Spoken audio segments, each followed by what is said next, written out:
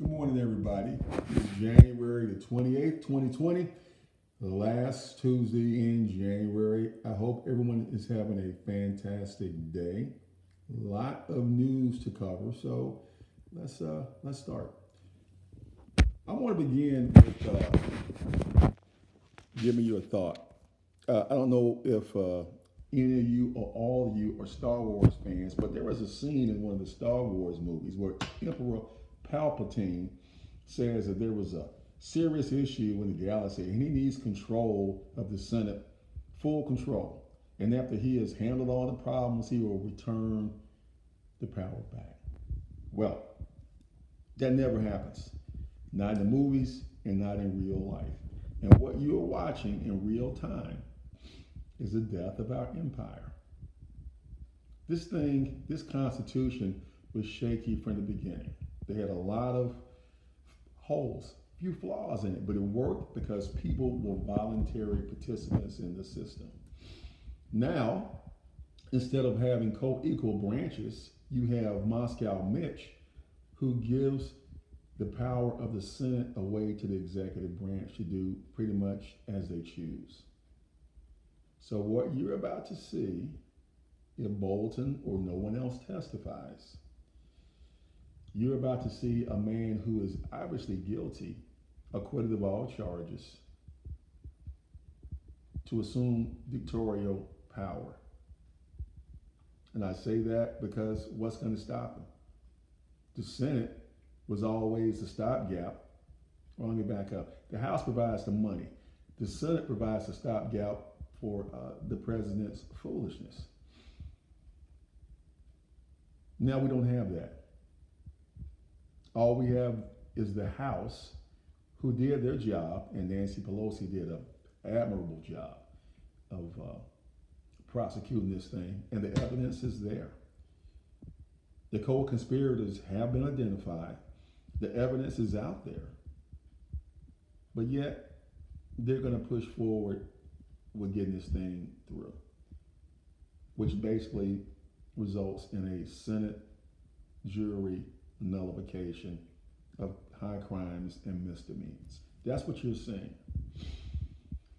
What you're going to see after this happened, I predict that you're going to see protests in and outside Washington and around the country like we have not seen since the Vietnam War. And no, I'm not on Adderall. I'm nursing a little cold. That's why I'm sniffing. So I know you smart guys out there like to troll people. We're going to see protests, demonstrations, civil disobedience like we have not seen since the 60s because our democracy is on its deathbed. This is the last opportunity for us to save whatever is left of our national dignity. This is the last opportunity for us to figure out what can we do moving forward if this guy doesn't leave office, and he won't. The Senate is not going to convict him. They're not going to even get 51 votes to have witnesses come forward. I'm fairly certain of that. What I'm uncertain of what happens after this occurs. So, do we become another authoritarian regime like they have in Russia, where you have one strong man that does pretty much what he wants? People disappear, reporters disappear, citizens disappear, jailed without charge, indefinite period of times. Well, we're seeing that already.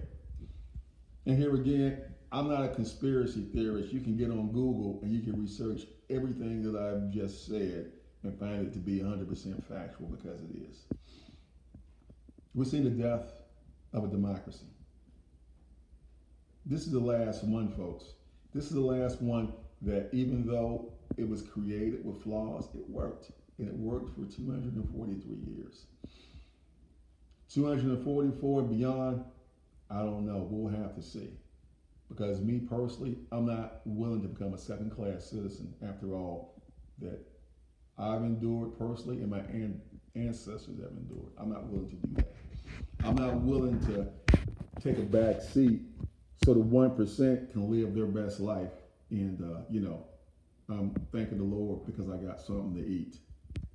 No.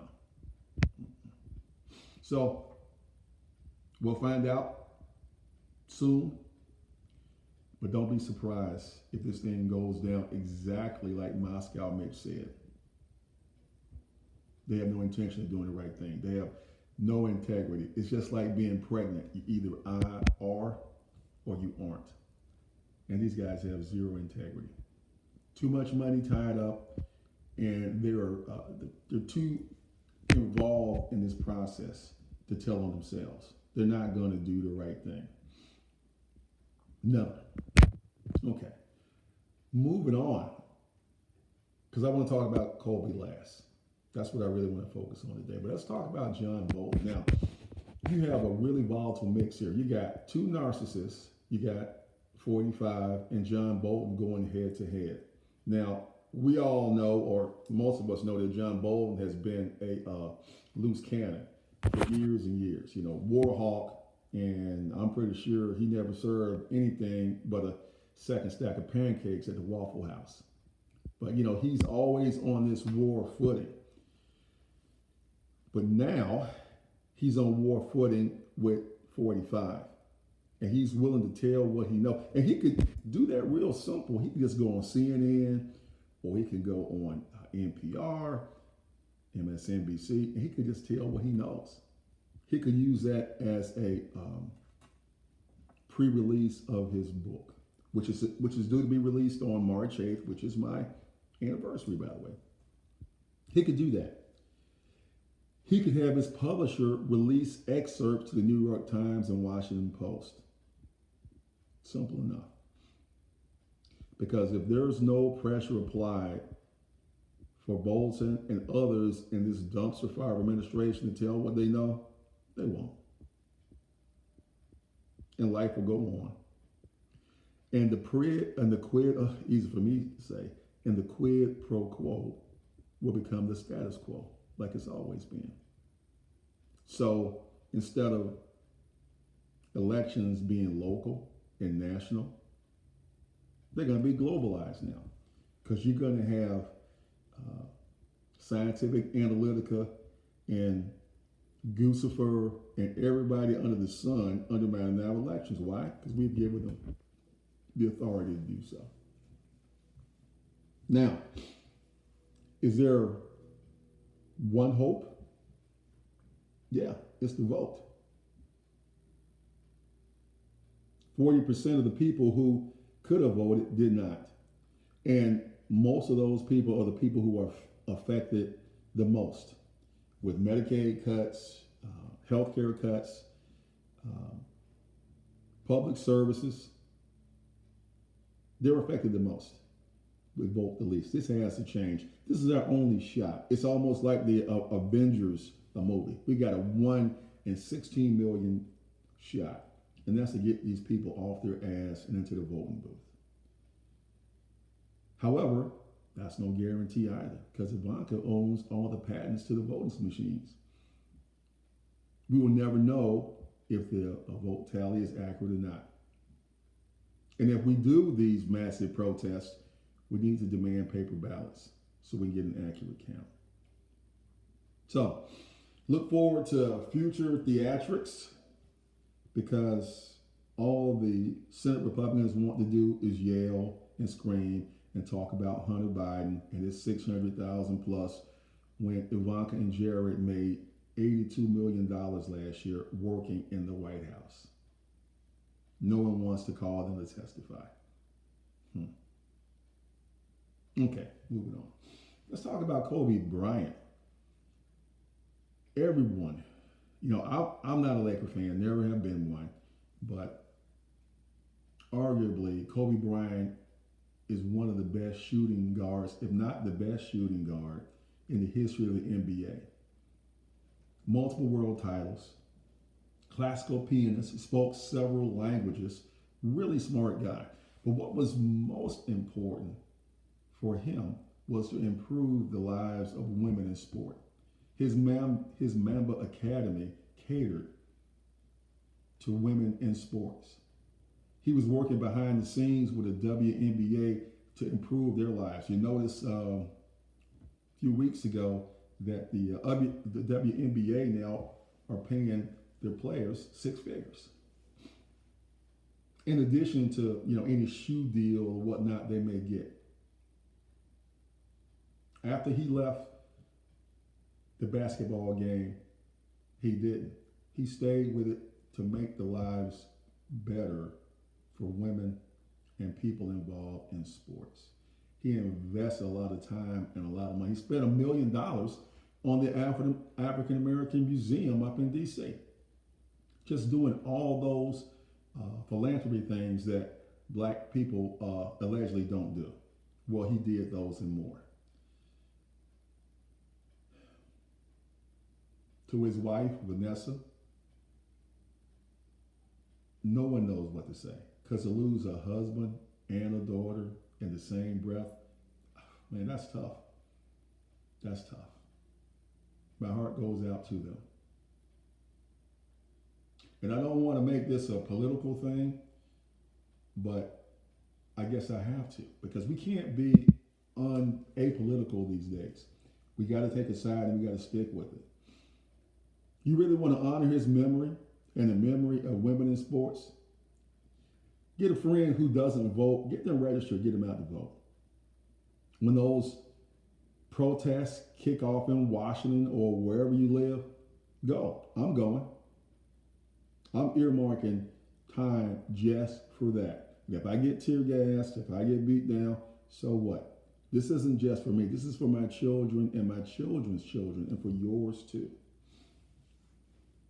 This is not the time to be complacent and sit on the fence, just waiting for something good to happen because it won't. In fact, this is what they're expecting you to do, is to sit, do nothing, and grouse. Get registered, vote, and get vocal. There was a person that gave a bunch of phone numbers for the representatives, Republican and Democrat independent, to call them. Call them and keep pushing this pimple until it pops. Don't ask them, demand these witnesses. Threaten them that you will pull your support and you will hurt them come November. Not by bullet, not by bat, but by ballot. This is how we as individuals can still make a difference in this dying republic. Because it is dying. And if we don't do something to heal it right now, it's going to be dead. And if you have children like I do, I have no idea what sort of world that's going to look like for them. Doesn't look very pleasant, I can tell you that. So, let's end with a good note. The tragic loss of Kobe Bryant got me thinking on a lot of issues about life and mortality and just how short our lives are. Do me a favor, will you? Tell somebody you love them today. Tell someone who has really been there for you, supporting you, honoring you. Tell them how much you mean it. How much it means to you, I'm sorry. A kind word, kind gesture, just one.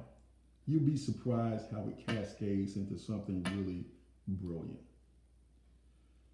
As we go through this process, we're going to need to encourage each other. If you encourage me, I'm going to encourage you. I'm going to encourage you anyway, because that's what I do.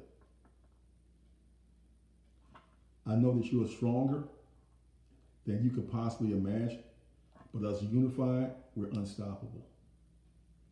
Hug somebody. Tell them you love them. Get your friends that don't vote to get out and vote. This is how we affect change. In fact, it's the only peaceful means that we have to affect change right now. Thank you for your time. My 15 minutes is up. I hope you have a great week, and I will see you first Tuesday in February.